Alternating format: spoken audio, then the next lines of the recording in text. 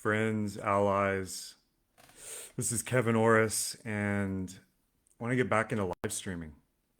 Many of you may remember the Revolution podcast, which I launched, crazy to even say, almost 10 years ago. It's wild. It's still up on Spotify, iTunes. Y'all can go check it out. It's up there for posterity. There's 133 episodes, which I'm very proud of. Um, but yeah, it's time to start live streaming again. Obviously, the world is changing very quickly, and I just wanted to do kind of a state of the union as far as I've been see, seeing things, researching things, et cetera, et cetera. Things I'm noticing with my clients who I get to work with and support as they build their businesses and their relationships and families, which is amazing. And, obviously, what are some of the big topics and what do I think about them? Because a lot of my posts, I don't go into depth or nuance because I'm not here to respond to, hundreds of comments. And nobody got time for that.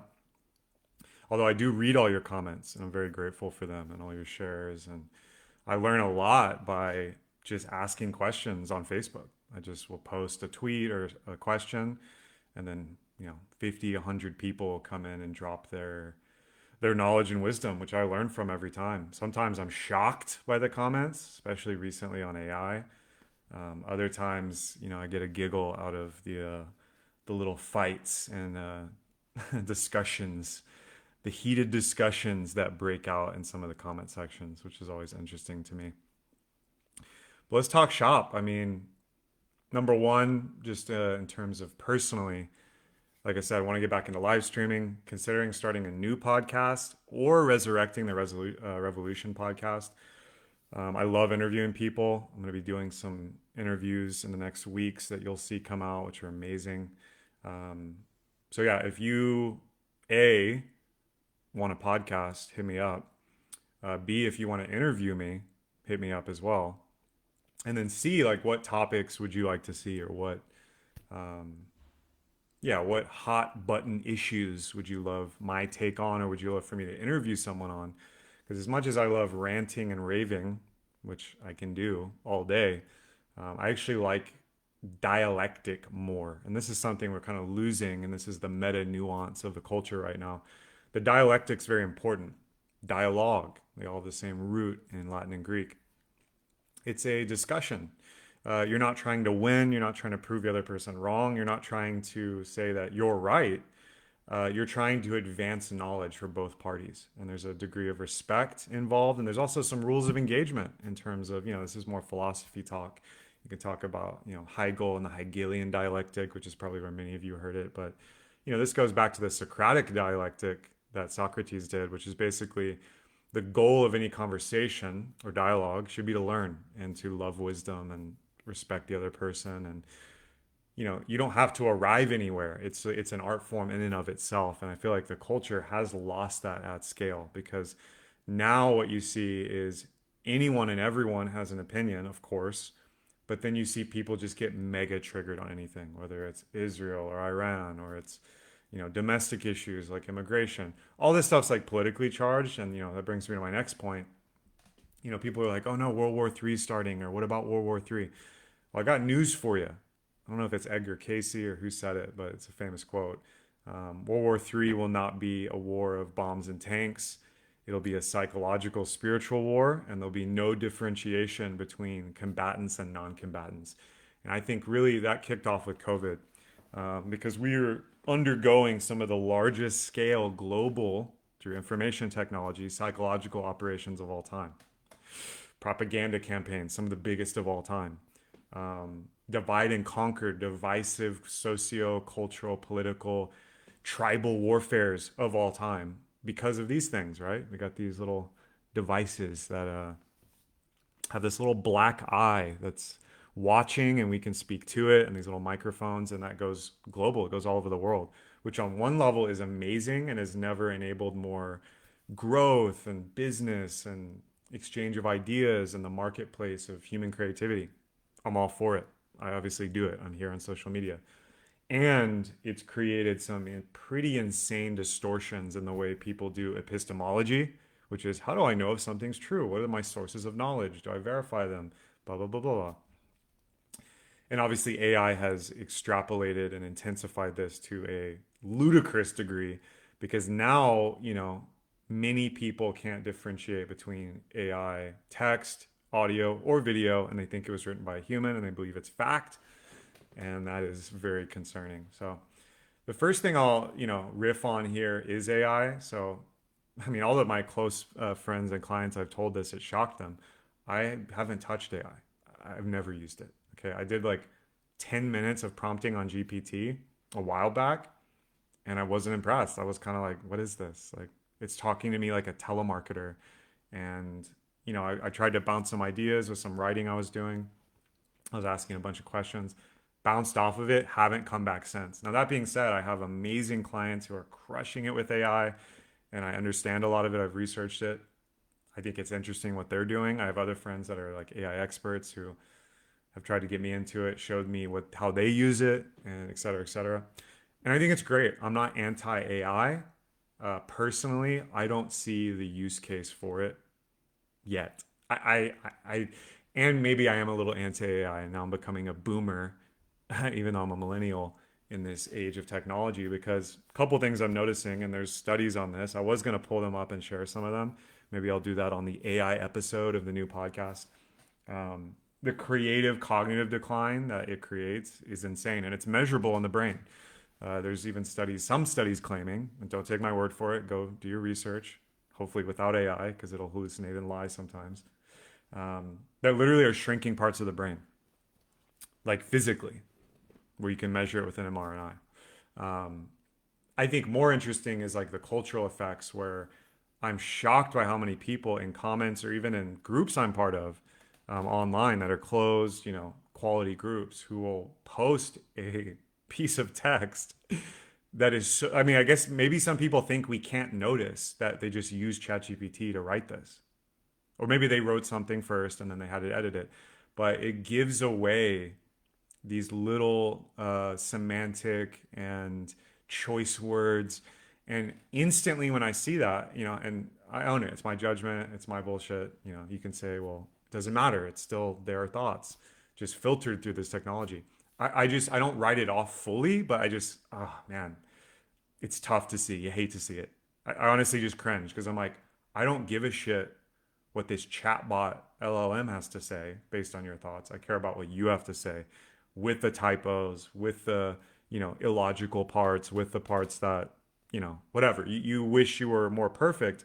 That's more valuable to me because I don't give a shit about what some, bot is saying. Now, using it for research, using it to parse through things, all the cool stuff with people running Mac minis with, Clawbots and all this stuff, getting basically VAs 24 hours a day working through their stuff, even though there's plenty of problems with that, which I'm not gonna go fully into this. I haven't really spoken on it on a video as much. I think it's cool, but I don't give a shit about technology replacing human creativity or human interaction. Okay. The great quote that went viral on Twitter is basically like, oh, like AI and robots. We all hoped, they'd be doing our laundry, our dishes, helping us, thrive and prosper. Meanwhile, they're taking our jobs, writing our books, filming our movies. Uh, what's going on here? Writing our emails. And maybe some people think that's a good thing because they don't want to do the information or creative labor. They would rather do other things. Okay. I think all this hype around technological unemployment, like every day there's a new LinkedIn or Twitter post that's like, you know, you better learn Claude now and learn how to vibe code because in 2 years your job will be gone. And it's like, okay, that's already happening. Obviously, we've seen mass layoffs even this year in the first 3 months of 26. Block, Amazon, these big tech companies doing mass layoffs. And they claim, blah, blah, blah, it's not for saving costs, it's actually increasing profit and productivity because it turns out AI agents and these bots can do the job better than, Bill and Susie have been with the company for 40 years and we're banking on that 401k, which to me, there's something inhuman about that and ridiculous. On another level, in the pursuit of pure optimization at all costs, which has been kind of a Western idea of science, technology, engineering, mathematics, STEM, which has created vast abundance and tools that are awesome. I'm not against them. What if we lose our souls along the way? So anyway, AI, I'm watching it closely. I'm an avid reader and consumer of podcasts, audiobooks, articles, and I think it's interesting. I'm following it. Do I give a shit about it yet? And am I using it? No. Do I enjoy AI art and videos? No. Can I spot AI generated text and emails? Yeah. And maybe a few times I've been duped. I don't know.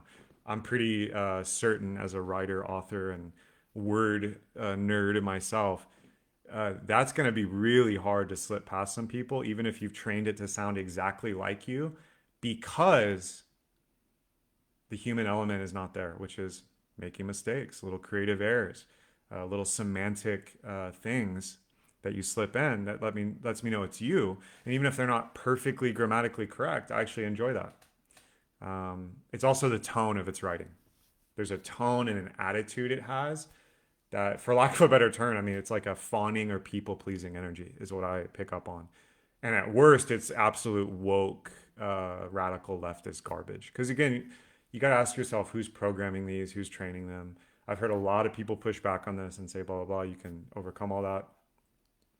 I haven't seen it. I'd love to be proven wrong and someone be like, yo, check this out.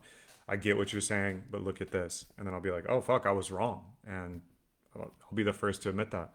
As of now, ain't doing much for me. So that's a huge thing that's changing the world right now, obviously. Many of you, well, hopefully some of you know Teilhard de Chardin, which is an amazing priest and philosopher. He wrote about the Omega Point. And the Omega Point is basically what we're living in. Terence McKenna talks about this, many futurists, where things are going to get so crazy that day to day, week to week, month to month, the accelerationism, which is this faction in our tech companies and governments, apparently, they want things to speed up and go exponential because there's kind of this utopian idea behind it, which is interesting to me. I don't know if I agree with that. But what it's doing is it's speeding up the rate of change. So, the amazing AI LLM is created, and then it creates a better one of itself, and then it creates 20 more, and then it goes at scale, and businesses and economies and resources get exponential to the point where we live in some kind of sci-fi utopia that's been promised to us since sci-fi writers started writing about it in the late 1800s, and they really went crazy with the 1950s and 60s. And as you'll see on my altar behind me, I'm a huge sci-fi guy. I think Dune and Hyperion should be mandatory reads for anyone who's into AI because they were telling us about AI decades before it was invented, and there's a lot to say there. Sci-fi is very revelatory in its knowledge. Now, enough about AI. Let's talk about politics and war. Obviously, we're at war with Iran, although not technically because the president can do, what is it, 60 or 90 days special operations without a war declaration from Congress, which is apparently what we're doing. It's also what we did with Venezuela. We also had Israel v. Gaza. We had Ukraine v. Russia. We've kind of entered this new geopolitical state where, there's some of the nice peaceful post Cold War, post World War II Bretton Woods contract of US being the world police and NATO and the EU, everybody's chill. Let's just trade with each other, blah, blah, blah. It's kind of coming apart at the seams, which is very fascinating. I'm a huge geek for war history and philosophy from all ages and countries and timelines. Also, I'm not a politics guy, which I think it's so funny that people when I made that reel, making fun of people who think like one party's better than the other or something. When the way I see it, they're two gloves on the same hand, or two different hands of the same being or apparatus, because they've never delivered on their promises. And it's a rabbit hole for another time. I'm not interested in it. For that reason, for the cultural, like opinionated, I'm part of this party, my sport team wins sport ball because I'm left versus right. What's interesting to me is like geopolitical history and world politics because we're all in this together. Like we're all stuck in the same lifeboat. It's called Earth until we have a colony on Mars or the moon or we get a faster than light travel, which, Elon and a lot of people want to do because apparently we don't want all our eggs in one basket where we nuke the Earth and it's game over. Maybe we should get out in the stars. I'm not opposed to that. I think it's fascinating. Again, back to sci-fi. Like, of course, it'd be awesome if humans were multiplanetary. I don't know how feasible that is, given we can't figure out how to get along anyway. So we'll just bring war and the shadow of human conflict and blah, blah, blah to a new place in another universe. It's like, okay, maybe we should figure things out at home first before we start traveling. But why this is all interesting to me is number one, people are just losing their minds. And I hate to see it. Also, it's very fascinating to me as a psychology nerd and a coach and mentor that, like, I do this for a living of helping people work through patterns, unpacking the mental baggage, emotional patterns, language patterns. Um, but people have just really, again, since COVID, people I never thought, people I've known, well and personally, and this is online, it's not so much in person, which is another fascinating thing, just lose their absolute bananas defending position X versus position Y. It's often political, it often is cultural, it's racial, sometimes it's economic. And I think it's awesome people are passionate about things. What isn't awesome is when they lose respect for who they're arguing against and then act a fool. And that to me is like, man, obviously in comment sections on the internet, you can be anonymous, you can downplay the impact of what you have to say, but it's really hard to watch that because I'm just like, why are you acting like you're on the kindergarten playground and you're fighting over some toy when elsewhere you're a total expert and like put together adult human, crushing your career purpose. There's something insidious about the emotional hijacking and like this race to the bottom with a lot of the politically charged stuff, the emotionally charged stuff. It's tough to watch. And I guess it's par for the course. We got to work through this stuff as a society and civilization. I'm not saying we shouldn't do it at all. It's like, what if we just went into the graduate degree with that and got better at it? I think that's where the value might be. Now, what is really concerning is a lot of the people that, let's say are entrepreneurs or in the coaching, wellness, health industry, broadly. I think while they theoretically should be the most able to navigate these crazy waters of a end of the world type thing, with all these issues coming up, they're the ones that I guess it hurts the most when you see them get sucked into it. Myself included. I'm not excluding myself from this. I'm sure there's people watching this or have seen me who think I'm a fucking crazy, raving, lunatic radical. And maybe I am, but the important thing to me is we should be doubling down if we want to, get through this omega point crazy, uh, speeding up of everything, acceleration of human progress and human shadows. We should be having real conversations with respect for each other and focusing on solutions. We shouldn't be just focusing on problems and keep uncovering problems and that problem leads to another problem and then we get into the doomer mindset or we get black pilled. Many of you know about the red or blue pill. Obviously a lot of people are blue pilled. They're like everything's fine, US government should be, invading other countries or we should be politically, disenfranchising certain groups and it's great. And it's kind of business as usual. And obviously, those people will be red pilled sooner or later, I would hope. And a lot of red pill people, it's like, okay, they woke up to the corruption and the bullshit, and maybe they woke up to the corporate or wage slave mentality, or they woke up to the relationship dynamics they were perpetuating and their divorce red pilled them. That's great. But then sometimes the red pill can lead to the black pill where you're like, well, there's nothing I can do. I'm just a victim. And that's really what you hate to see. We want the white pill or perhaps even the gold pill um, to be what we take, which is there's never been a time where there's more human creativity, gusto, willingness to change than ever before. We have the tools, we have the technology, and most of all, we have the emotional and spiritual fortitude to do it. And that's what we should be doing. So that's my riff for today. That's my rant. Wanted to start this streak where I'm going to start live streaming more frequently. If you are seeing this video, please hit the follow or subscribe button if you dug it. Push that like button if this was interesting or maybe even if it triggered you. And I'm happy to hear your thoughts in the comments below. And, I'm going to be sharing a lot more about what I'm working on, obviously personally, with some of the meta analysis and my takes on the world. Sometimes they might even be comedic because I do love some comedy, which I think we all do. Um, anyway, big love, y'all. Hope you're doing well. Take care of the ones you love and be kind to each other. Might have a better result.